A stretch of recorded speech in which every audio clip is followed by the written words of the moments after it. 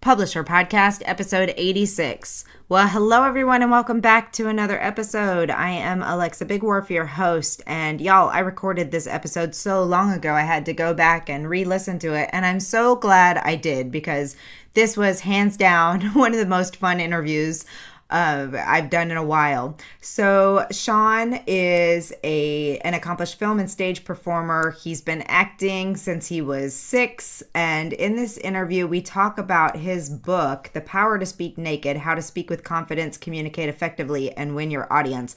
But we talk about so much in this interview. We cover speaking so that you can build your confidence and your messaging and connecting more with your audience through your messaging, as well as the difference between self-publishing and traditional publishing and why he did both with his book, along with his book launch and marketing tips and speaking stuff and all kinds of stuff. It's a power-packed episode that will also make you giggle.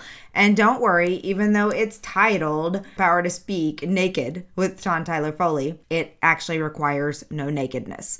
So no worries there. I hope you enjoy this episode.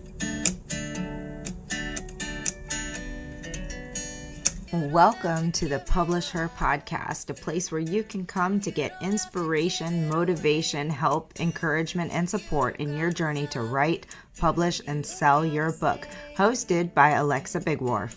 'Cause I've been where you've been, and I felt what you're feeling, and I don't want to get in your way. Welcome, everyone, to another episode of the Publisher Podcast. I'm Alexa Bigwarfe, your host, and I am really excited to bring you our first ever celebrity to the show. Welcome, Sean Tyler Foley. Do you go by Sean Tyler or? Oh, if you want to impress my mom and my agent, yeah, Sean Tyler, but it's a mouthful. So my wife calls me Tyler. You have permission to do the same. Thank you. Just don't go by Sean because I don't know who that is. Okay, sounds perfect. No Sean's in house, only Tyler's. All right. Well, first of all, you all may have noticed the deeper tone voice. Yes, this is one of our few men that we have on the podcast from time to time, which is always fun because men are out there doing great, wonderful things in the promotion and marketing world as well. But he's also an actor. He's been in some shows. If you're my age, you've probably seen some movies. Jason versus Freddy. I don't know, or Freddy versus Jason. Sorry, got that backwards. Door to Door, Carrie, and the musical Ragtime, which is a little bit different than those others. So, when did you start acting? I was 6 years old, actually, the first time I was on stage, and it's been a vocation, a profession, and a hobby for the last 35, 37 years. It's it's something that I really truly enjoy. Actually, my daughter does it too. When you and I are done with this interview today, I actually have to take her up to set. She's in the middle of filming a commercial right now. She was on set yesterday, and then she's on set today as well. So it's an exciting family business now. That's a lot of fun. My daughter, who is 10, wants to, among other things, among also being a firefighter and a cop and a singer, she also wants to be an actress. And one of my friends was like, you should have her get into like stunt acting. Then she could be the firefighter, the cop, and the so much fun. So, but that's not all you do. Acting has been obviously probably a huge highlight to your life, but you're also, per your bio, passionate about helping others take the stage confidently and impact an audience with their stories, which really is a big piece of what we do through the Women in Publishing Summit, through our podcast, is really to help people understand the importance of their words and the impact of our words or our stories on others. So I think that's really cool. And really the reason that you're here today, because you're currently the managing director of Total Buy-In and author of the #1 best-selling book, The Power to Speak Naked, which I think is one of the best titles I have ever seen.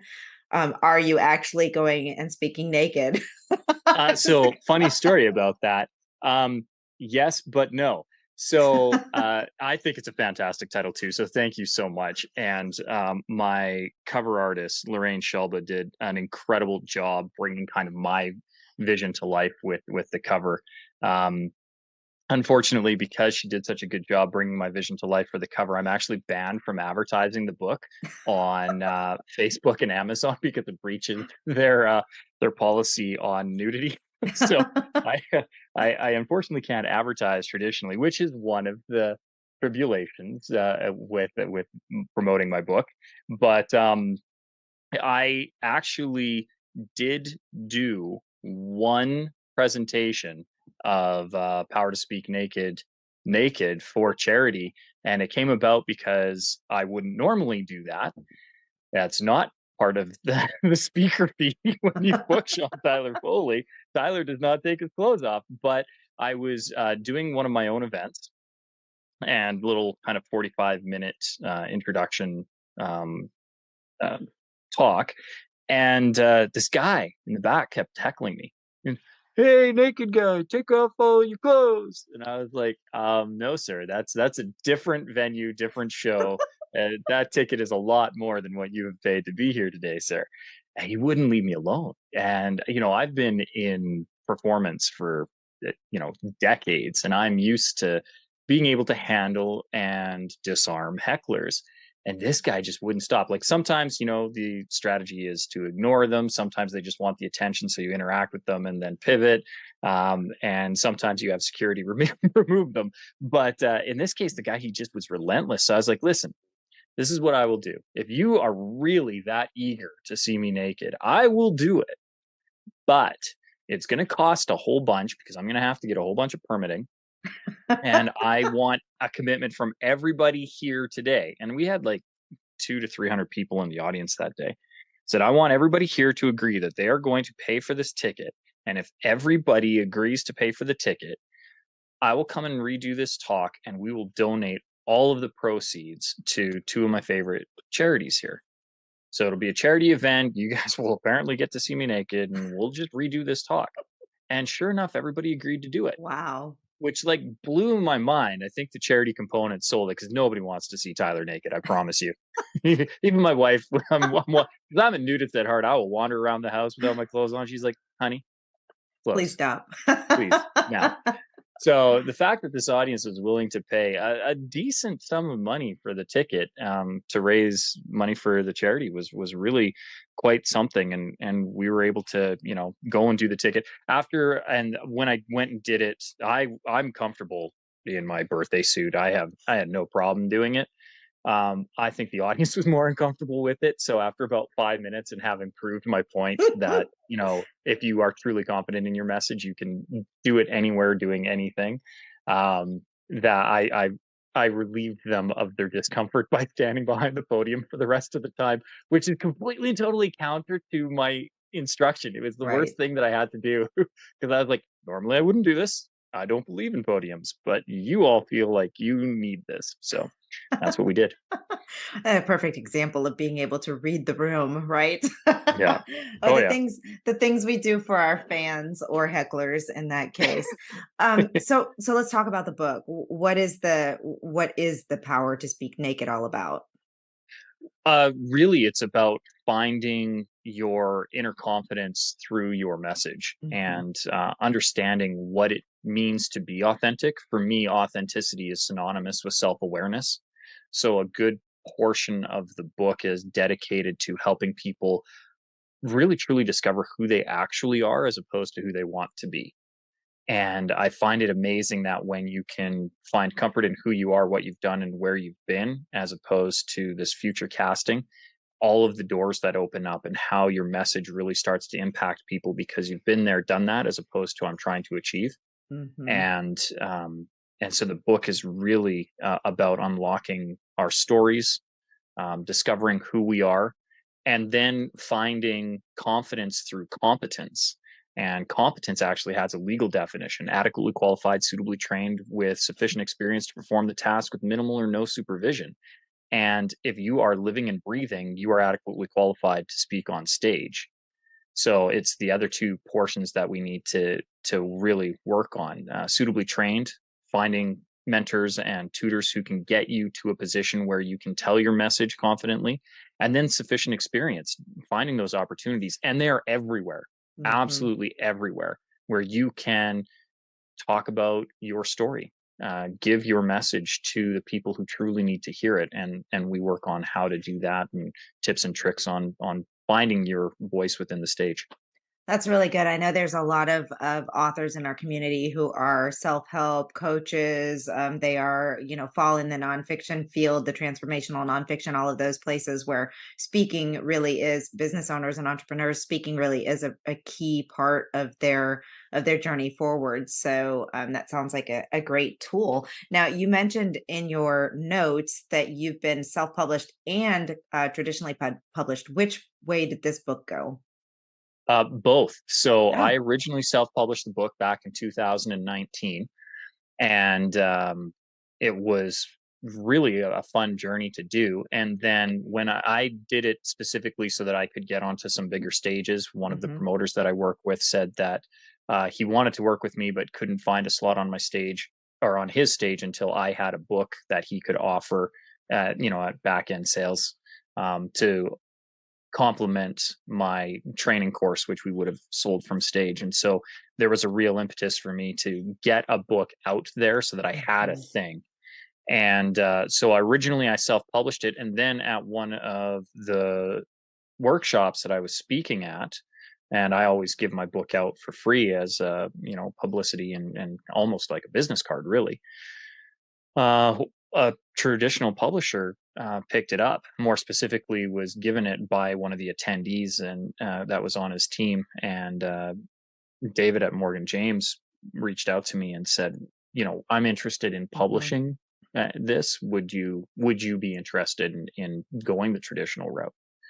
And the idea of being able to walk into a bookstore and pick up my book as opposed to sending everybody to Jeff Bezos' site to pick it up Hmm. Hmm. was really, really, really appealing to me, particularly to have it internationally. Yeah. And so to be able to have sales in the UK, to have sales in Australia, to have Asian sales, that was a big thrill for me to be able to get there. So yeah, I did both with this book. Yeah, I think that's really cool. And you said a few things that I want to unpack here. First of all, I'm really glad that you said that you were turned down from speaking events until you had a book, because that's what I've been telling authors or business owners for a long time. So I'm Yeah, glad to hear that validated, that it really does make a difference. In your case, probably because you were selling a course. So you really need that extra expert ticket there. But the second thing you said that I think is really important for people to listen to is the importance of giving out their book at events. If it's not, a lot of times people think they're going to these speaking events so that they can sell books, and maybe that happens later on down the road. But I'm in agreement with you that sometimes you have to give to receive, and in your case, a huge yeah. receipt from that. So that was cool. And then the third piece is those are the things right there that you just said that do make a big difference, being traditionally published with a medium to large size. Some of the small indie publishers don't have the same things, but the medium to large, with getting it internationally, really solidly internationally, not just available through Ingram Spark internationally. And then the bookstore piece is obviously easier. So I just wanted to highlight those three things because those are important. I am a huge fan of self-publishing books. I've self-published numerous of them. I help people self-publish their books. I think there's a time and a place. But the thing 10 years into this industry, I realize now is that there certainly are some major advantages to being published by especially a large publisher who has those connections and Yeah. things. So let's talk marketing, because the biggest question I have is, certainly as an actor you must have some connections, Mhm. as someone who's been building a business and is in this and is speaking, like, you've already got some level of platform. Did it help you with this book? Again, yes and no. Mhm. All the connections are great, but the book still has to speak for itself. And until Right. people know A, who you are, and B, what you're doing, you have to give them a compelling reason why. And so a lot of the marketing, especially because, uh, as much as I've been in film and television and as extensive as my resume is, it's the font is very small now to get everything into one page. Um, the people like your audience listening to Publisher right now, didn't know who I was probably when you introduced me, and that into itself, I have to kind of do the really have the good PR push, Hmm. actor, author, even the number one best-selling tag has, I always laugh because as somebody who's in publishing, you can understand and appreciate the first time I hit number one was number one in my category in Amazon, and it was with 13 sales. So, but Yes. Amazon sent me the badge, and I was like, "Well, way to go, Tyler." And and because I didn't feel good about that, then I really wanted to kind of push some of those and get, a proper number one or Right. in the top 10 of just Amazon period. Which is actually, again, not as difficult as I think people think it was. And I tried doing a couple of different things. So I tried doing that, the launch team. You get your friends and your Hmm. family together and tell them to buy 3 books or gift it out, or try to run up the Kindle instead of the paperback, and all of those things, and nothing was working. And then I was speaking at a conference. Now I was lucky because this conference had about 6,000 people in it. And what I did was, it was in the States because I'm Canadian. So this was a thing that I could only do being in the US. There is a wonderful, wonderful website called bookshop.org. Yes. And I mean, Yes, I we love I Bookshop. love that site more than I can ever express. I plug them every chance I get. And what I did was, you can register as an affiliate with them. So Hmm. when you promote books, you can use an affiliate code and actually get a commission selling off of that site. Further, they're going to connect your readers with their local book Right. retailer. So not only are you distributing your sales that are being tracked, in a way that some of the big seller lists like to see, but you're also doing a little bit of social good because, Jeff just flew himself to space in a phallic shaped rocket. He doesn't need more money, but your local book retailer is probably struggling. So to be able to connect them and get them the sale. Plus, bookshop.org actually sells titles for a little bit cheaper than what they retail for. Hmm. So everybody is winning when you direct them through And they bookshop.org. ship. And they ship And just they so that ship. people know, you don't have to go physically to your local bookstore. You can order it and they'll ship it right to your door, just like Yeah, Amazon. usually for the same as you're going to get from the other online retailers. So it's just to be able to essentially double dip, because I was getting my royalties from my publisher. Plus, I was getting my commission from bookshop.org. So I was Nice. actually making more, because I'd lost that, right? When I went the traditional route, I lost being able to have the really nice big paycheck with royalties. Hmm. I went from, I think it was, 65 or 70% with Jeff, to down to, I think with my agreement I'm getting 20%. Mhm. And Well, so to be able to, that's still pretty high compared to a lot yeah. of traditionally published authors, so good for you.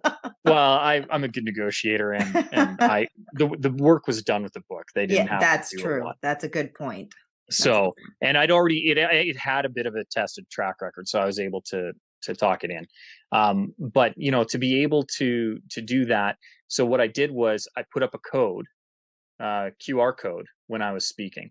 And I was like, for anybody who's interested, yes, I have the book, and we do have copies at the back table. If anybody wants to buy a physical copy right now, we're selling it for $20.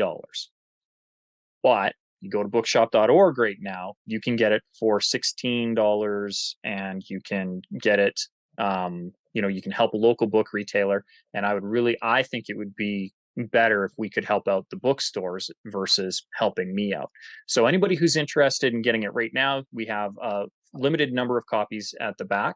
And I think I brought like 100 copies or something, which we sold out, which is great. Um, but I mean, 6,000 crowd, I should Mhm. have. Mhm. But we ended up moving almost 1,000 units by doing it that way. Wow. And I think the key was to really highlight the charity part of it. So bookshop.org also grabs that pool money, right? So any bookstore who is struggling can apply for the funding. And I think they've raised like $20 million right That I now. did not know. That's Yeah. really cool. That's Yeah. an even better reason to use Bookshop. Oh yeah, no. Like I said, there's a million reasons to do it, and I think by highlighting that, I was able to move significantly more copies as opposed to here, buy my book. I'm a great person, and there's some wonderful information in it.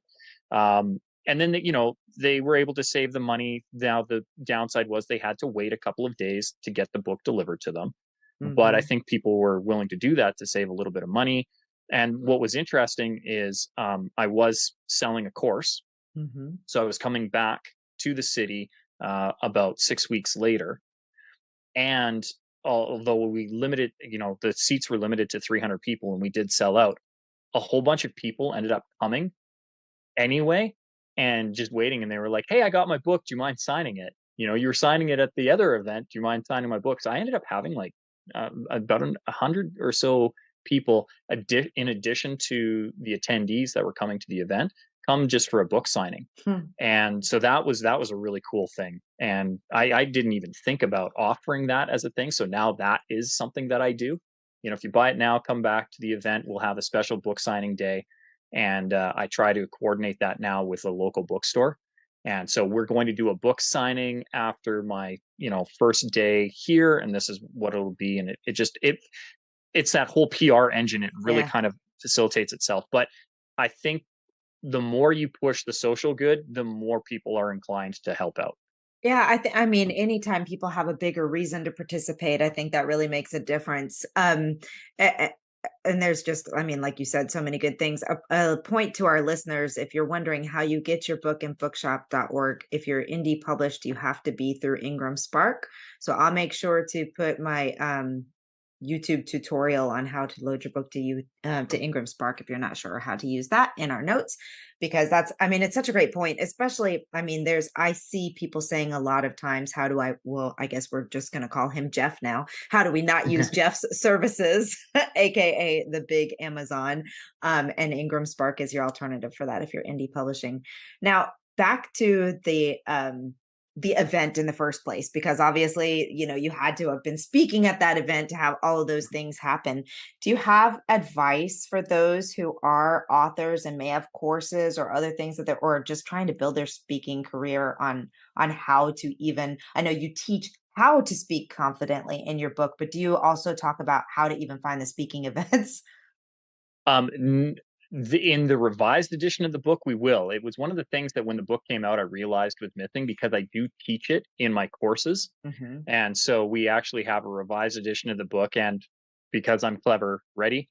The Power to Speak Naked, revised edition, bigger, longer, and uncut. Oh Because I'm going to be cheeky.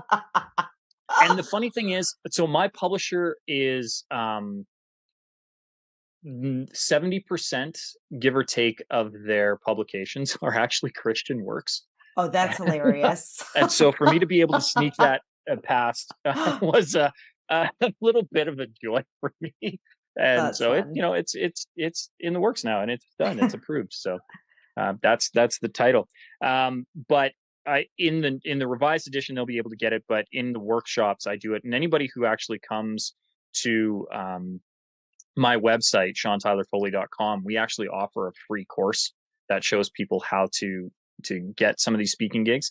The first thing I would tell people is use the power of the internet. You would be surprised at how quickly you can find opportunities to speak just by using your search engine. Hmm. And the key phrases there are call for speakers, call for presentations, um, and then type in whatever your niche happens to be. And this works for fiction and nonfiction writers. Obviously, it's going to be better for the nonfiction writers, particularly in a business section. But this has worked. I coached an incredible author, actually. She's 17, and has her first book published. And Oh. I met her through my publisher, and it's a fiction work, but I showed her how to find the stages, and a lot of it was still finding those youth entrepreneur and those Hmm. author stages. So whatever key tag word you want to use, and change it up, find the ones that are yielding the best results. But a quick search engine on the internet is going to find you what you want find. And then the other thing that I do is I regionalize it. Hmm. So if I'm like, I was speaking in Dallas in May, and um, before I went around February, I started doing searches for other conferences and conventions that were speaking in May. Same with I was going to be speaking in Fort Lauderdale, actually Boca Raton. I was flying into Fort Lauderdale, but I was speaking in Boca Raton in September, and I had again reached out to did this search looking in that area for West Palm Beach, Hmm. um, Fort Lauderdale, Florida in general, Orlando, where what are some of the conventions that are there, and is there a call for speaker for them? The funny thing is with the Florida event, the one that I was supposed to be speaking at canceled, but they'd already purchased my plane ticket.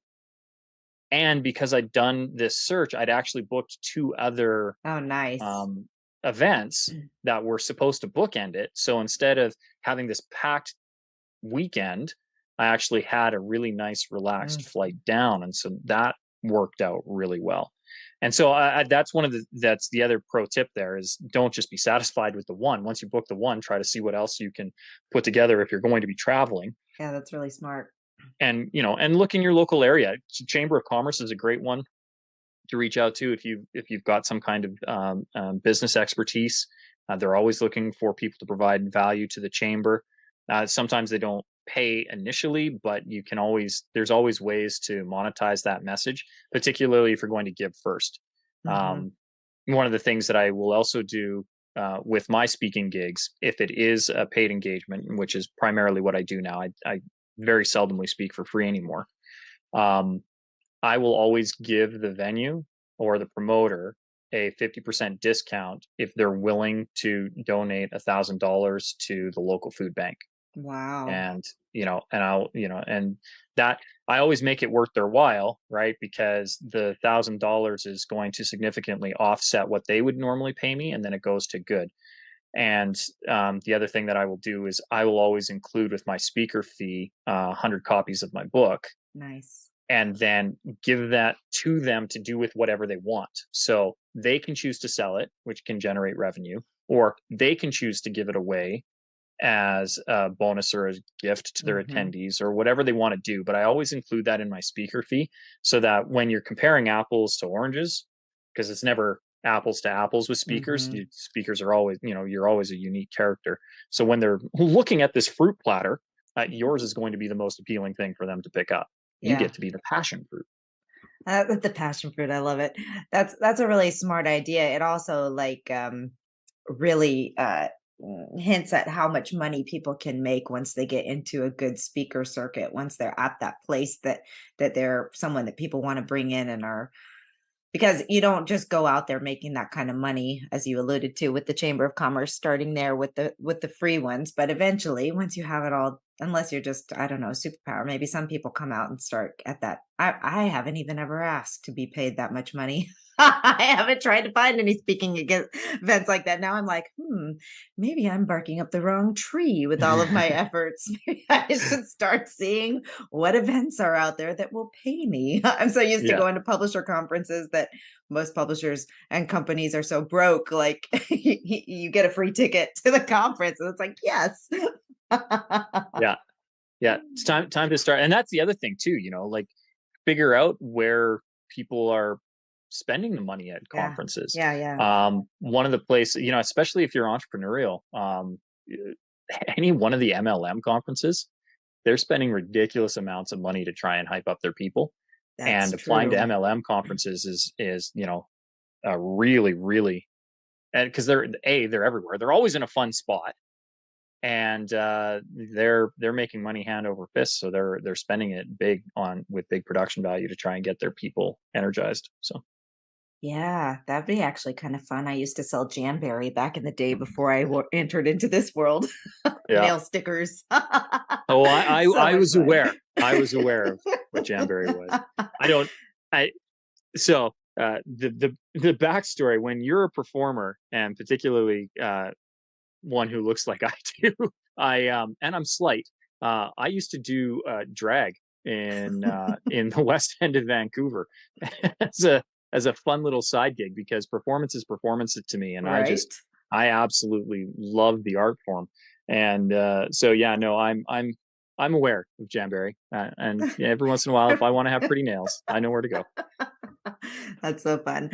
All right. So, oh gosh, this has been a great conversation. I want to make sure that you have the opportunity to share if you have some overarching tips or if you have specific marketing tips or whatever you would like to leave our audience with in terms of the marketing piece or speaking piece. Well, so to both, I would say don't don't be afraid to get creative with your value offer. If you're trying to sell more books, um, don't make the book the focus, as Mhm. weird as that No, sounds. that's perfect. Yes, it's people don't care about the book. No, they really don't. And in fact, I'm always amazed at when people actually have read my book. Like it's few and far between, but every once in a while you get somebody who's like, "Oh yeah, and you talked about this," and I go, "Did I really? Could you show me? 'Cause that's really smart. That sounds good. Show me where I said that." You know, and but what people care about is the experience and how you make them feel.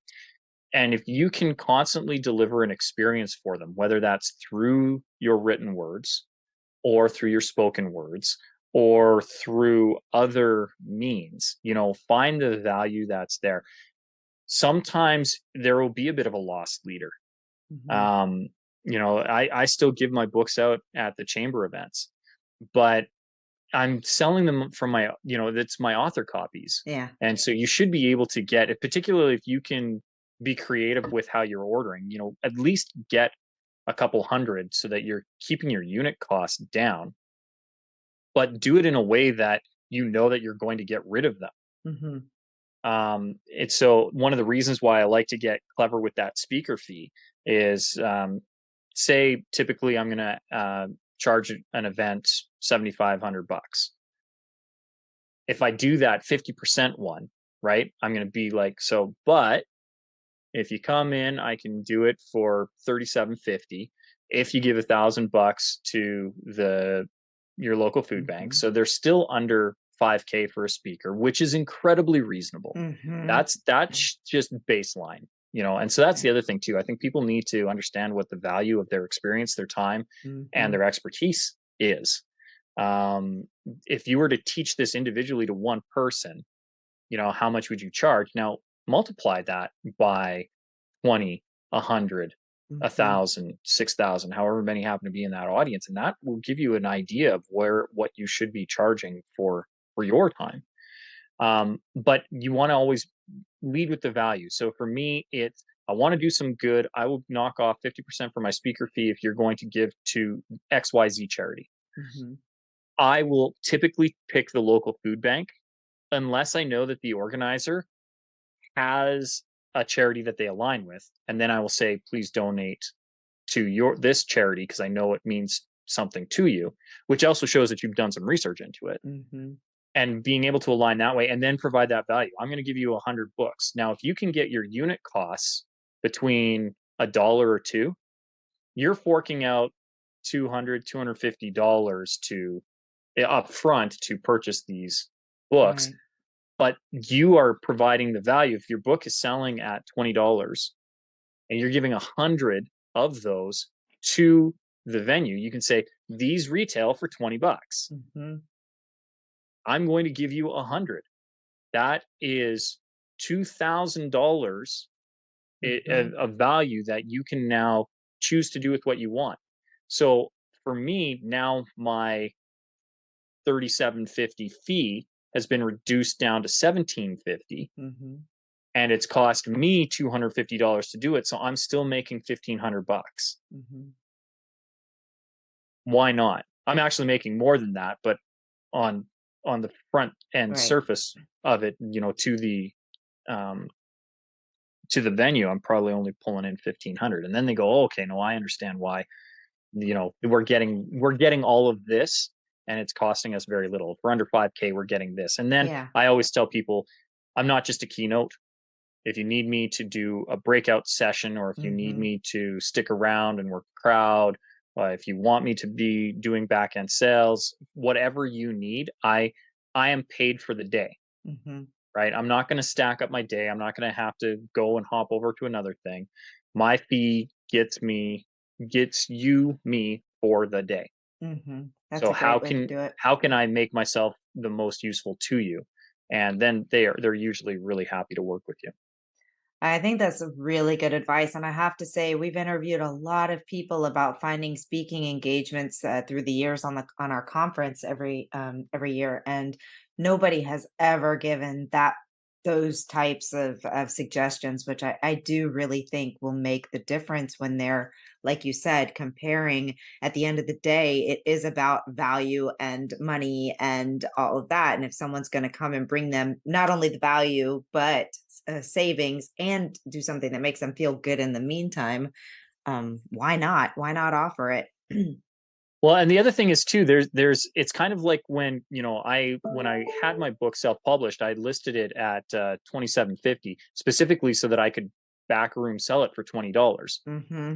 Is the book a 27.50 book? I don't know, but it's the perceived value of it, Right. right? Same with, if I'm coming up saying that my speaker fee is $7,500, there's probably another speaker who's just as competent and can provide the exact same value and messaging as me, that's 5 grand, but I tell them 37.50.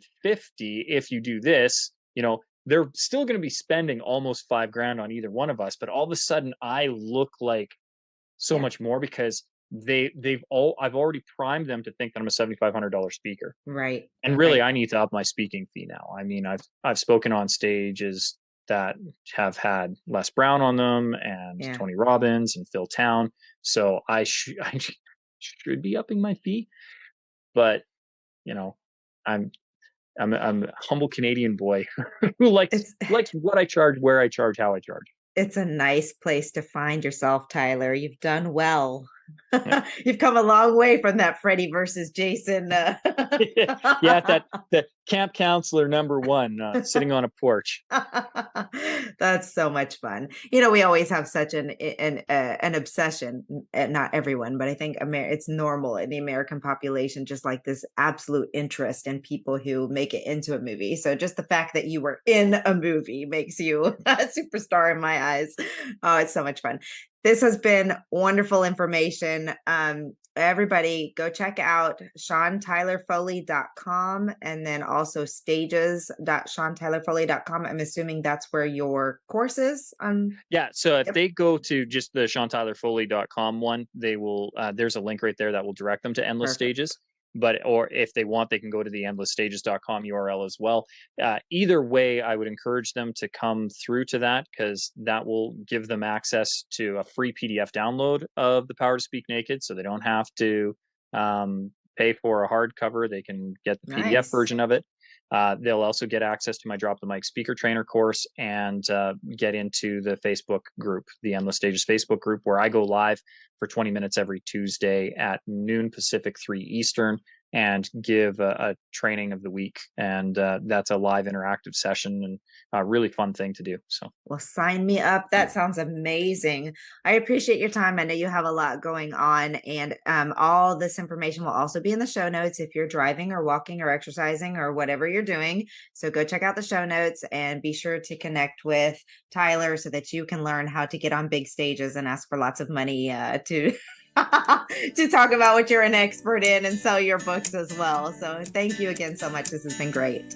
oh, thank you, Alexa. You don't have to give me your heart. You don't have to give it away. Thank you for joining us on the Publisher Podcast. We hope to see you back for the next episode. Great, huge thanks goes to Jasmine Commerce for the use of her song. You can find Jasmine on SoundCloud. Go check out all of her music. We'll see you next time.